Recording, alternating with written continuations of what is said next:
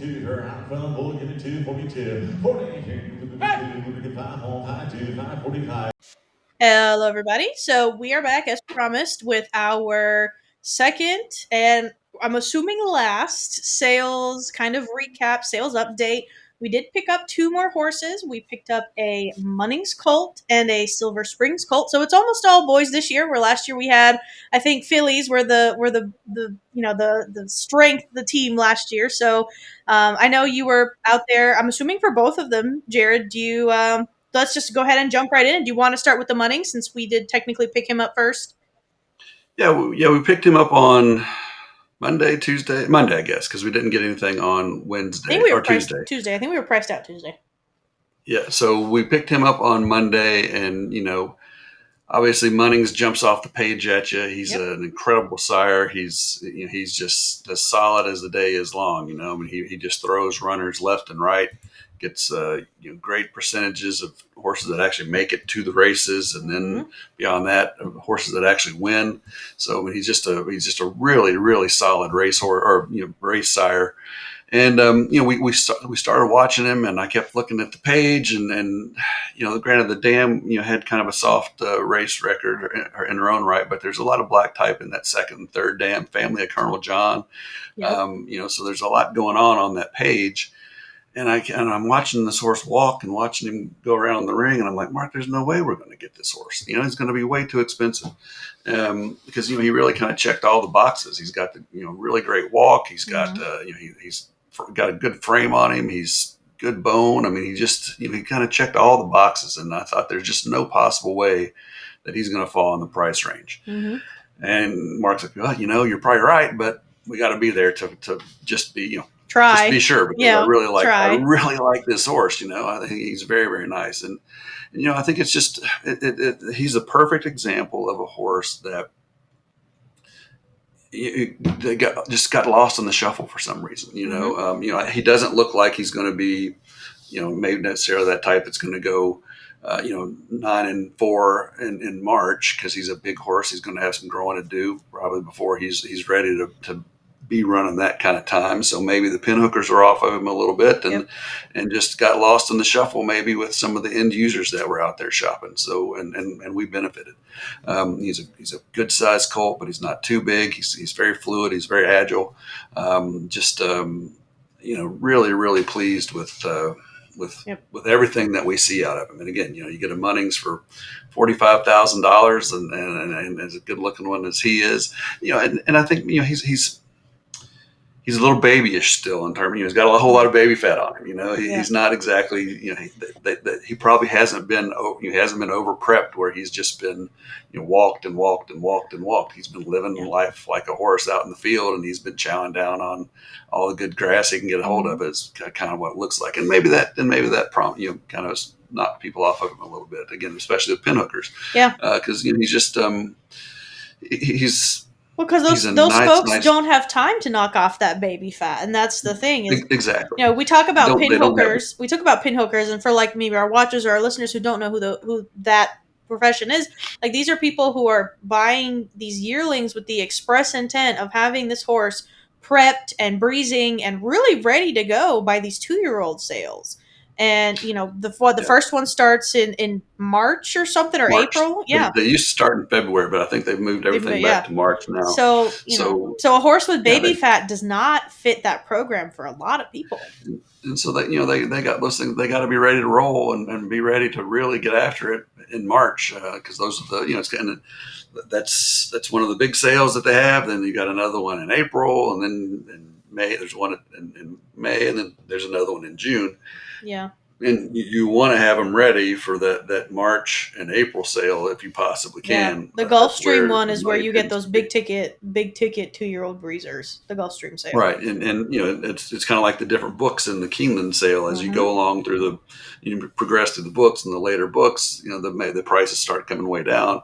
Whereas you get through those 2-year-old sales, and the further out into the summer you get, the prices start coming down. So people want to have them ready in March, and I could see him being the one that's not going to be that type that's ready to go, 10-1, 9-4 in the middle of March. So I think that's a big part of the reason that he fell through the cracks at 45,000.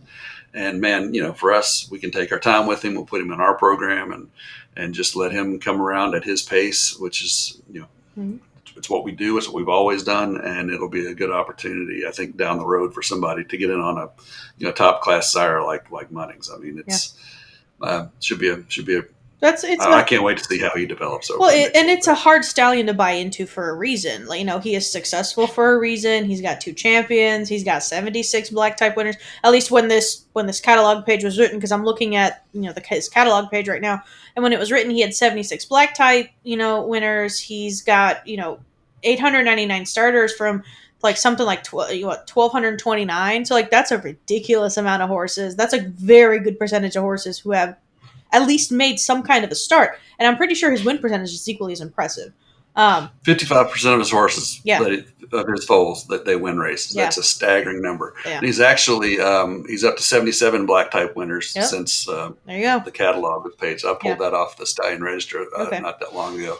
Yeah, 76% runners. The breed average is right at 50% and 55% winners. I mean, he really throws up some solid numbers. And you get I'm a Chatterbox is one, Jack Christopher, Scaramucci, El Deal. Those have been some pretty nice, pretty successul race Kamari was I think she was a big deal for Royal Ascot in her year. Kamari, she was fast. She was fast. And you got a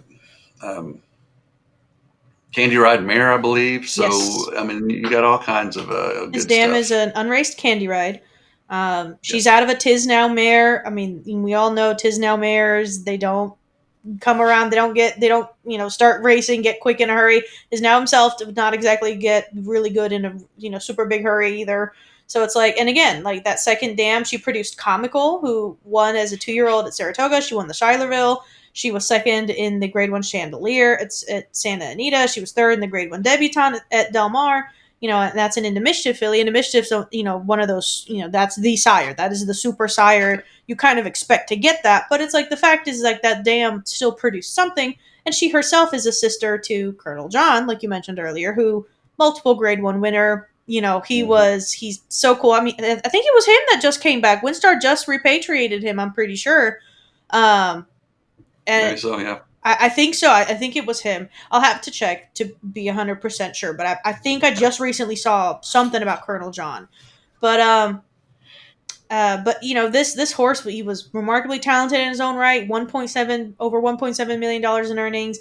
His half siblings also, Mr. Hot Stuff, his half sibling, third in the Grade 1 Santa Anita Derby. That's hard to get one Santa Anita Derby horse, and their dam produced 2 of them.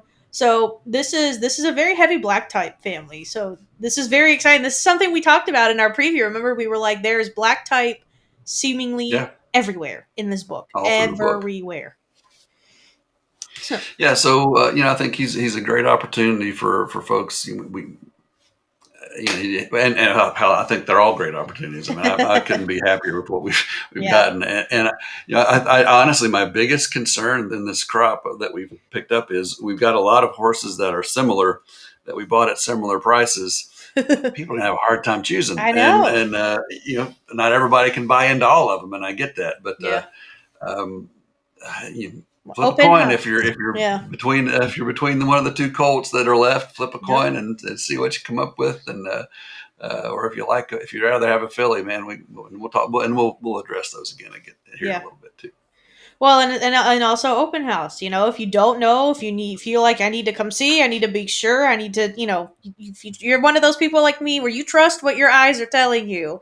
That, open house will be your chance. So it's for sure October 5th. We promise we're ironing out details. We will send those out as soon as we get them. But it is October 5th. So make sure if you have that free day and you can come, you can be in Kentucky, RSVP, let us know. So we have a head count for that. Right. And that's the challenge right now that we've got is that we've got horses at multiple places. We're basically at 3 different spots right now. With Dermot, Margot Farm, Silver Springs. So we're trying to make sure that we're trying to figure out the best approach to take here to get people where we want to go. Because I know, always in the past when we've gone from one location to another, we've just had we lose people, and we don't want that. We want everybody to be able to see as many of the horses as we can. I actually talked to some folks at Keeneland yesterday. Said, hey, I don't suppose there's any chance we could get like, use your pavilion. have like half a dozen stalls that first weekend of the meet, and like, well, we're a little bit we got a waiting list, people trying to get in, but we're looking to see if we can get them all into one location just for that morning.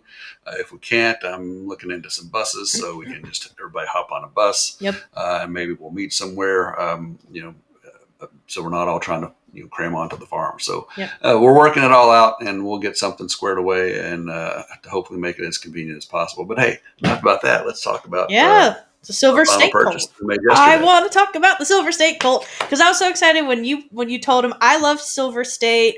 I spoke with Paul. He's one of the partners, and we were talking about. He goes, "I've never heard of Silver State." That poor man. If he wasn't ready for a biography about Silver State, he got one. I love Silver State, so I was so excited. He knows he's an expert now. We are now both experts on Silver State. But I'm so excited, and I mean, I'm from a pedigree standpoint. I know what I saw, and I know why I'm excited. But you guys saw the physical, so just go ahead, just get going. Tell us what you guys physically saw that complemented that pedigree so well. I told Mark, I think it was on Monday, and we'd seen several states go through the ring, and then again on Tuesday. I told him, man, I am really liking these Silver States. They look really, really good. And Silver State is a son of Hardspun. Hardspun is one of my favorite sires. Out of an Empire Maker mare, those Empire Maker mares. He can get you a little bit anything. Yeah, he's out of an Empire Maker. So I'm a huge fan of him.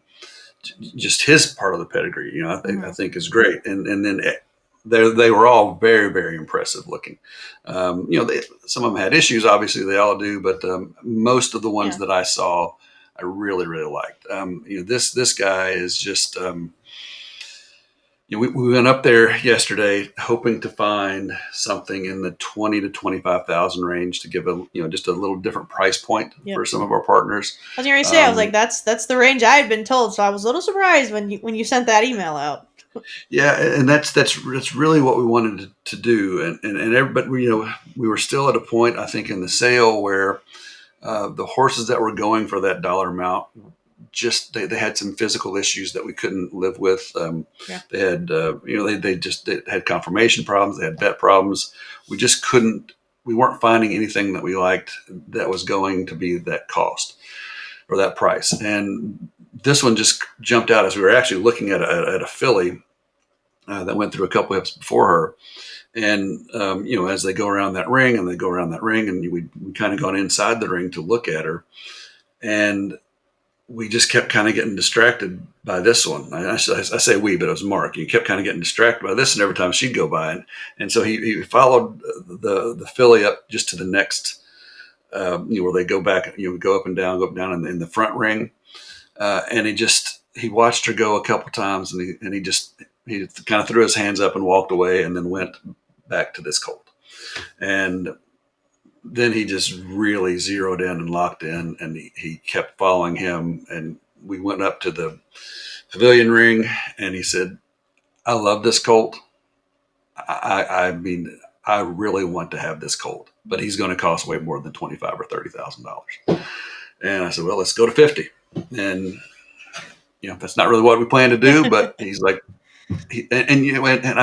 Mark, we've been doing this long enough that I typically know when he says we got to have it, and there's when a reason. Feels it that strongly. There's a reason. I just kind of, I stay out of the way, and so that's what we did, and we went around to the front, and the filly, I think she still brought some decent money, and I think we still liked her pretty well, and would have been like we wouldn't mind having her. But man, when this one came up, I mean, you could just see the difference. Yeah. And there were immediate bids right out of the gate, so there were several people on him. Yep. And it got to, I think somebody bid at 50 because we were at 47. Somebody bid at 50. Mark looked at me, and I said, "Yeah, go ahead." And so we went to 52. sat there for a second. I think, okay, we got this. And somebody hit 55. They And countered. he didn't even look at me that time. He just hit it again at 57 he's immediately. like, he's like, I will ask for forgiveness than for permission. That's right. And so thankfully it stopped at 57 because I think he might have kept on going until I just, no, you got to stop. But no, I mean, he just kept looking at me. Man, I love this. I love this colt. I love this colt. He's really, really nice. And he had that same feeling about Diamond Eye Jack too, didn't he? He did. And he's got this.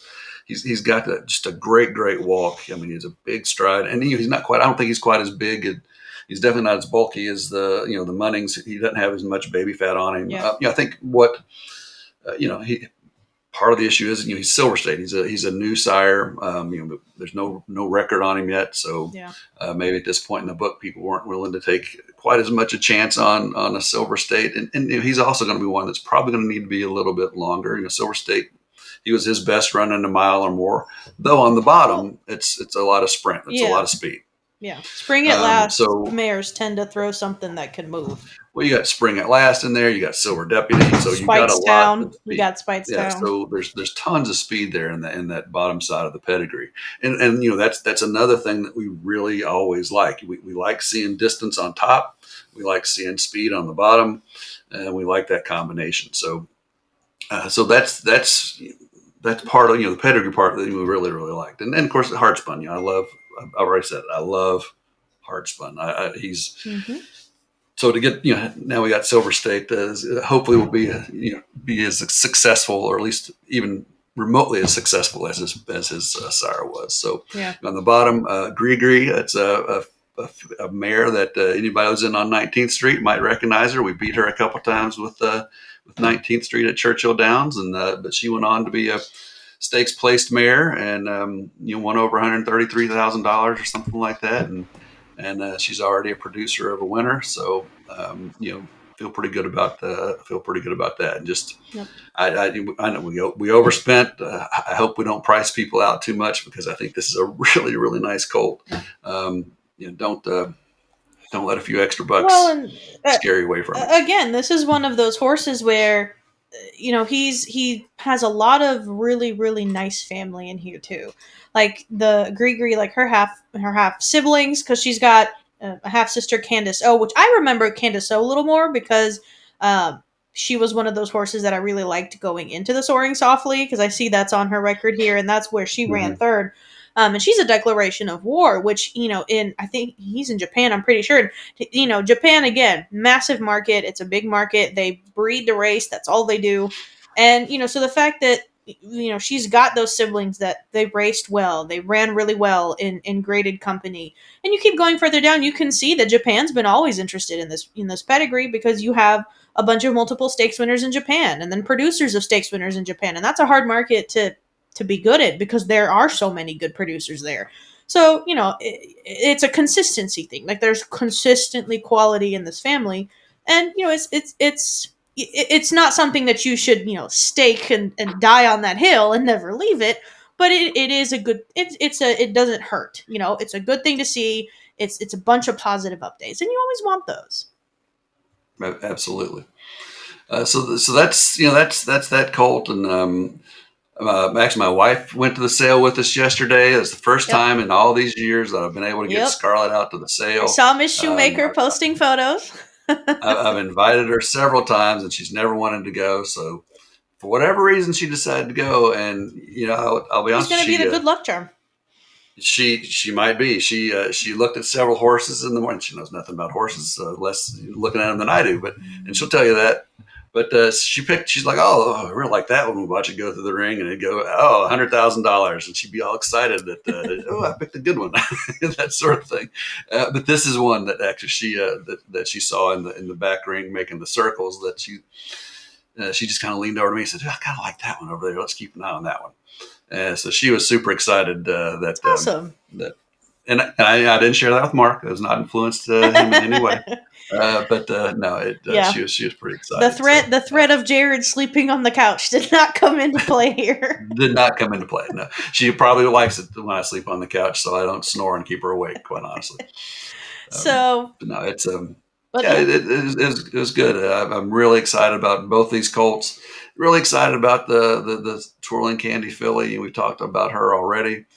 God, what's not to love about Twirling Candy? Shares are moving along pretty quickly in her. So if you're interested in her, don't miss out. I mean, she is a real looker, and she's got everything that we look for in a racehorse. So really excited about her. Yeah. And then obviously Irish Ace's half brother, he sold out within about almost immediately.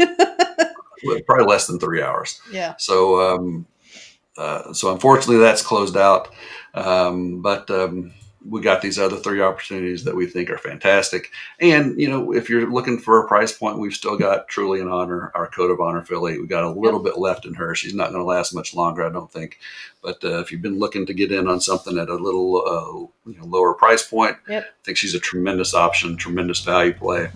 And we got a little bit left in her, and she's going to get started with Dermot along with some of these others in early October. And the great interesting thing here is the Code of Honor filly is out of a Twirling Candy mare. Yeah, there you go. That's right. I mean, Twirling Candy's had just an amazing career so far as a sire, and again, that's that Candy Ride coming through. There's Candy Ride all over the place. I mean, very influential stallions, and we've got some little pieces of them floating around in all these little horses. I know that are new horses. So pick which one you like and jump in, or if you like them all, jump in and get that multi-horse discount, because the more you buy, the more you save. Yep.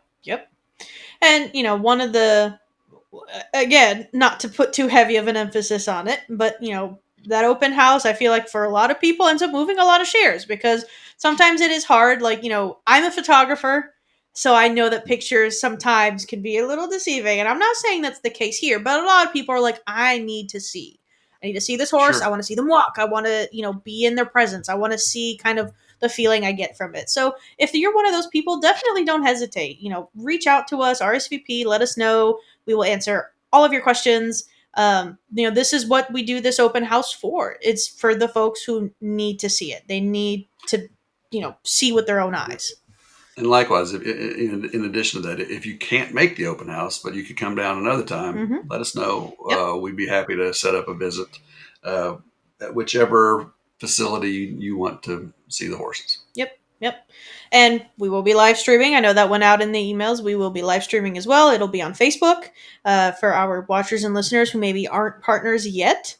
And then for our current partners, we all are also going to be live streaming on your Stable Connect app. So if it's a little bit more convenient for you to just pop into the app and watch that day, that all will also come up as an option for you guys as well. So you have 2 different partners. We'll have 2 different options for that. And then, fans, you're more than welcome to jump into our Facebook and watch that live stream. Yep. So thanks for tuning in today. Don't hesitate to reach out if you got questions about any of these. info@pocketacesracing.com. It's we answer immediately if we possibly can. So if you got questions, give us a shout out, and we will do our best to fill you in, and would love to get as many new folks in on these fine horses as we possibly can. I think they're going to be a good time. Yep. All right. Well, you heard them, folks. If you can make it, please feel free. If not, please tune in to our live streams. They're going to be going October the 5th as soon as those horses come out for viewing. So make sure that you are following us on our social medias. We're under Pocket Aces Racing. We're on Facebook, Twitter, Instagram, Threads. Our Threads count's getting bigger, so we're glad you guys found us over there. Make sure that you are also following this YouTube channel. Make sure that you have hit the bell so you get notified when these things go live. Make sure that you're also subscribed. And other than that, we're super happy with with our class of 2024, I guess is what it's going to be. And, we're super excited for these guys, and we're excited for potentially, a bunch of you to join in with us as first-time partners. So and I will say this, depending on how things go over the next 4 weeks, it's not out of the question that we'll be shopping in October at Lexington. All right. Especially if a couple of these get closed out before then. So all right, there you go. It's possible that we could still add another. I think it's most likely that we're done. But then again, hell, Mark might buy one on Saturday. I don't know. I was going to say, we've said that before, and we turned out to be liars. So that's why we didn't. That's why we were cautiously optimistic on the opening for this video. Because I've said that before, and I have been made to look like a liar. So I've learned. I have learned. But anyway. Yeah. And you can't follow up the guy for, you're walking through and you see a horse that looks fantastic and you think you can get it for $10,000. It's kind of hard to not do it. So, and she's turning out so far, at least, she's just about ready to move to the track. And so far, at least that $10,000 Saturday surprise has turned out to be a dandy. So, you're talking about, Temple City Taboo. Yeah. She was a last day purchase. It was the absolute last day. That's right. So I guess I was sitting here writing checks for, paying bills, and Mark calls, well, I lied. I just bought a horse. Okay. So we're not truly going to be safe saying that until they actually close the sale. And then we can actually say that we're done. This is it. Yep. All right. Well, hey, thanks for joining in. Everybody have a good one. Have a good one.